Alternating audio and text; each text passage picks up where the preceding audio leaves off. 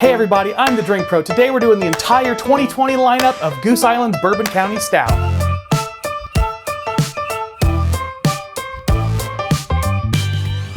What's up everybody, Kyle the Drink Pro here with you yet again. Thank you so much for liking this video, commenting on it, subscribing to my channel. It helps immensely. Share these videos with your friends, and if you're feeling really generous, consider joining me on the Patreon. Today we've got a great lineup of beers, the entire line of 2020 Goose Island Bourbon County Stouts. I was lucky enough to win this from Payless Liquors here in Indianapolis. Thanks so much, Payless, for running lotteries. I really like that they do that as their standard system to give away BTAC, Pappy, all of the high-end, hard-to-get products. I think lotteries are the most fair way to approach the process, and it gives people a chance who might not otherwise go out and buy those things. So thanks so much, Payless, for running a lottery, and I can't thank you for my luck, but I'm happy to have it. So each of these 6 beers today has a little bit different of a story behind it, but generally speaking, Goose Island has been making this Bourbon County Stout for many years now. I know it's at least 10. I'm not sure if there's more. I'll have to double check that. But the idea behind this beer is that it's aging a stout whiskey in a bourbon barrel.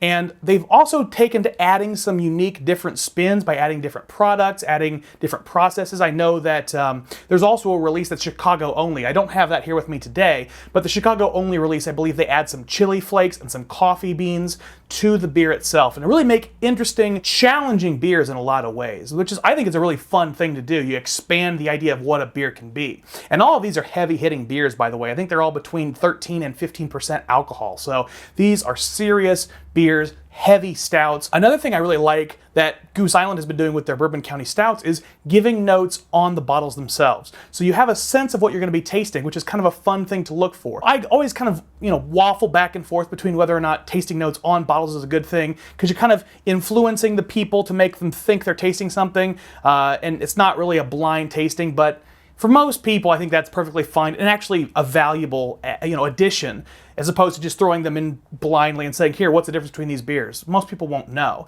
If they know they're looking for something special, they're more likely to find it. I'm gonna go down the line here and go through the least to most rare beer and explain what's special about them. First is just the sort of standard release. This is just the standard Goose Island 2020 Stout. They can actually be up to 5 years old according to the label. What happens to a beer if you age it for 5 years in a bourbon barrel? Maybe I'm about to find out. But I do like that they have the notes on it as well. It says intense aromas of charred oak, vanilla, caramel, and smoke. So after the standard release, then we move over here to the Carmela. I believe that's how you say it. Yeah, the Carmela Ale. Now the Carmela Ale is actually aged in larceny barrels. It's gonna have apple, cinnamon, and caramel. I'm excited about that. Those notes are really in my wheelhouse for bourbon, so I'm hoping they will be in my wheelhouse for beer as well. Next in the rarity is probably their oatmeal stout here. Now this is, I believe they call it oatmeal special brand number 4 stout. Before they put this beer into a bourbon barrel, they're actually mixing in coffee and maple syrup. The maple syrup is from Bissell Maple Farms, and it's actually already been aged in a bourbon barrel. So it's sort of double bourbon barrel, and the coffee is from Intelligentsia. You gotta remember that Goose Island is a company from Chicago, and a lot of the Chicago references included in their products. I believe Intelligentsia is one of them. Obviously with those kinds of additions to the flavors, you're going to get mocha, roasted nuts, sweet maple, and a touch of blueberry. So that should be a pretty tasty one as well. I'm gonna rotate these so the colors show again, because it is prettier that way.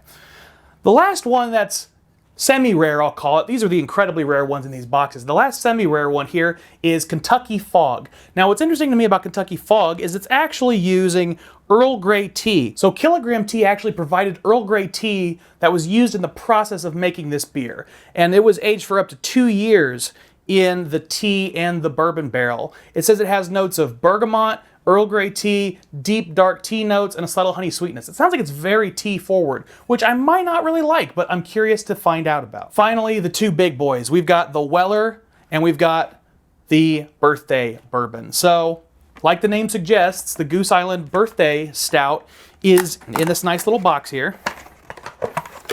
And it has been aged in Old Forester Birthday Bourbon barrels for up to 5 years. Old Forester Birthday Bourbon, I've reviewed that on the channel before. It's a very sought after bourbon. It's very hard to get your hands on, so the fact that they're aging beer in those barrels is pretty cool. It also means it's pretty hard to find and it's rather expensive. I think this beer was $33 retail, which is a lot for one 500 milliliter beer, but I'm excited to give it a shot.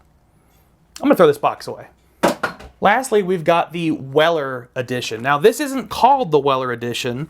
I believe they call it Celebration Edition. The first time that Goose Island actually made their Bourbon County Stout was in 2008 when they got their hands on 23-year-old Weller barrels.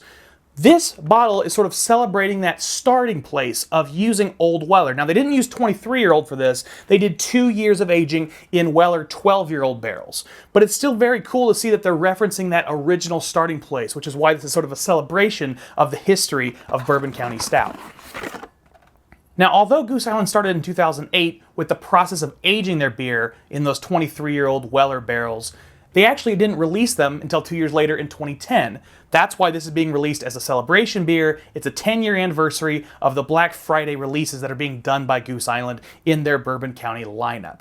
So that's pretty much everything in the lineup. I've got a couple more tasting notes that I haven't given you yet, so I'll go ahead and give you those. The birthday bourbon, we have oak spice, black currant, maple, caramel cake, and floral notes.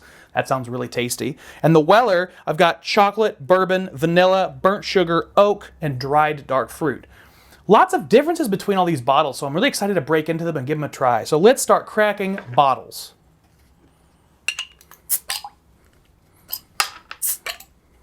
Boy, as soon as I started opening these, this whole room now smells like beer, and it's wonderful. I'm always a little nervous too because this table is not very stable. You've probably seen some close calls in the past, but we're doing the best we can. Oh my goodness. Guys, I wish there was smell-o-vision. The smell coming off of this is otherworldly. Just otherworldly.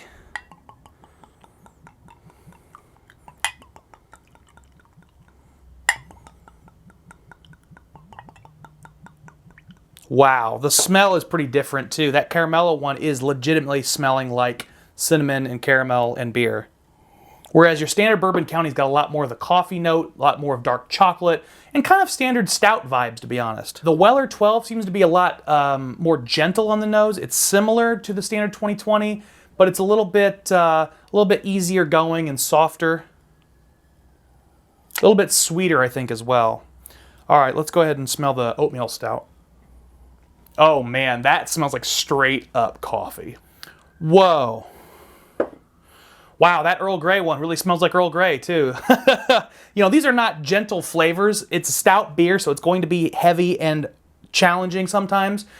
To make another flavor become a critical component of that beer, you've really got to make it into the forefront. So they're not playing around with these smells. The Goose Island that's aged in this birthday bourbon cask actually is probably my favorite nose. It's got a lot of the bourbon vibes. It smells kind of sweet and vanilla forward, a little bit of caramel. Yeah, I'm excited to try it. Okay, let's start at the start. Let's start with the standard Bourbon County Stout. Here we go. Oh, wow. Yep, that is just, you know what's interesting to me about that is it doesn't really taste adulterated. Some of these I'm sure are going to taste like something very strange has been done to them. But the standard 2020 Bourbon County Stout just tastes like a really good, well-developed stout. Slightly coffee, a little bit sweet, maybe a little bit of cinnamon or some sort of baking spice. You can still definitely taste the grain. Grains are going to be more prominent with your beers than with your whiskeys. But yeah, that's just a really solid beer, I think. Overall, I think that's a really good one. Now let's move over to the Carmella next. Man, this thing just smells like candy. Holy crap. Wow, that is sweet. Do they add something else to this? That's why. So although it is called the Bourbon County Stout, not all of these are actually stout. I think that was one I forgot to mention. The Carmella is an ale. It's actually a wheat wine that's aged in the Larceny barrels. And that's part of why it's so damn sweet. It really tastes like a caramel apple. After that sweetness, I kind of want to move to the oatmeal stout. Let's give that one a shot. Oh man. Yeah, just maple coffee. That one's smooth in a very dangerous way. If you don't like coffee, I don't think you're going to like the oatmeal number 4, but it's so gentle and well balanced, and it finishes with that sweet maple syrup note. You wouldn't hardly know you were drinking beer, to be honest with you, which that may turn some people away from it. I think, you know, what you're looking for from one of these beers will definitely influence whether you like these varietals or not. The 2020 standard stout is a standard stout. The rest of these really get into some funky areas. Man, that tea one, okay. Wow, that's honey and tea. That is honey, Earl Grey, but it has that thick, almost milky mouthfeel, super thick on the mouth. Yeah, it's kind of interesting to note, and I don't know how I feel about this, but a lot of these beers really feel more like beer plus something else. It's like a beer cocktail. I keep going back to this standard Bourbon County Stout, and I think so far it might be my favorite one of the sort of first tier varietals, because all these other ones, something else has been added to them. Literally, something else was added. I mean, the wheat wine, maybe not an addition, but it's just not a stout beer. It's something totally different. And that's very good, but you have to put yourself in a different mentality when you're drinking wheat wine than when you're drinking stout. Those are different beers for different occasions. All right, let's go ahead and break into the birthday bourbon. Oh, wow. A lot more prominent bourbon on that one. Just a straight side-by-side between the birthday bourbon varietal and the 2020 standard Bourbon County Stout. It's amazing how much more bourbon comes through. You definitely still get those floral notes and some of that dark fruit, much more so than the standard 2020 Bourbon County Stout. The birthday bourbon release has bourbon qualities. It's got a sweetness up front, it's got some dark fruit qualities, and then it moves into an oak finish. That's very much in the realm of bourbon, whereas the Bourbon County Stout tastes kind of like a bourbon aged beer and kind of like a standard stout. It's a nice blending of good flavors. It's high quality, but it's still very much firmly in the stout realm. It's stout with a little bit of a modification, whereas the birthday bourbon almost feels like a hybrid. It's so heavily influenced by the bourbon. All right, finally, let's go ahead and give this Weller 12 a taste. There's a lot more brown sugar. It's a lot brighter. I think the fruits are a lot louder in the Weller. It's sweeter. And there's sort of a sharp edge that isn't there on the standard 2020 Bourbon County release. Again, the oak is more prominent on the Weller finish than it is on the standard Bourbon County Stout. I wonder what's causing that. There's something about their process that they're really bringing to the forefront the oakiness and the sweetness in both the bourbon barrel and the Weller 12. It's, there's some interesting things going on in these other places, but honestly, I don't think any of them are really for me. They're really for people that want beer tasting like something else, frankly. Beer that tastes like tea. Beer that tastes like coffee and maple syrup. Beer that tastes like, well, this one just tastes like caramel. But that's not really what I'm here for when I'm drinking a beer. I like a beer that tastes like a beer and then has some cool characteristics that are throughout. And that's what you got with these three standard releases that haven't been modified in the same way as the other three varietals. So I think, though, my favorite of all six has got to be the birthday bourbon. I'm a sucker for a good bourbon. I like beer, but bourbon is usually more my wheelhouse, and this one really just hits all the notes. It's very bourbon-y, very bourbon-esque. Wow, and just taking little sips of all those, I am feeling it. That is some strong beer, ladies and gentlemen, but I've got a lot of beer left. I've got some friends in the other room to share it with, so we're going to go keep drinking these beers, and you all keep drinking like professionals. Cheers.